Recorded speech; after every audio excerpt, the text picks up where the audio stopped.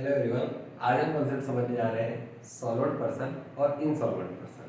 सबसे पहले देखेंगे हम solvent person. Solvent person, if a person's assets are more than or equals to his liabilities, he is called as insolvent person।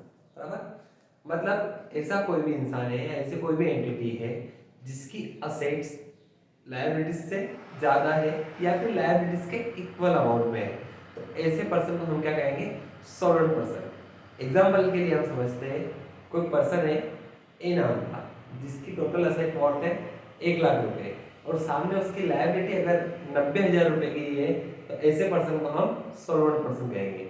वहीं पे अगर उसकी असेट 1,00,000 रुपए की है, लायबिलिटीज भी 1,00,000 रुपए की है, तो भी हम उसे क्या कहेंगे? सॉल्वेंट पर्सन कहेंगे। ठीक।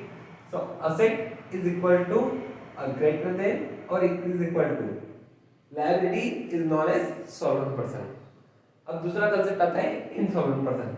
Simple, a person whose liabilities is more than his asset is called as insolvent person.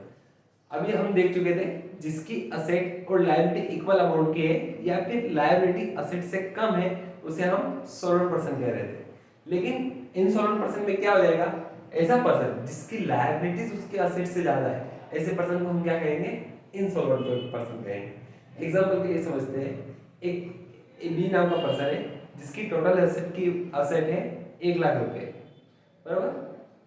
सामने उसकी लायबिलिटी अगर 1,10,000 रुपए है, तो वो क्या बन जाएगा? Insolvent person. समझ में आया? ठीक है। So insolvent person is equal to assets less than liability is known as insolvent person. Okay, bye.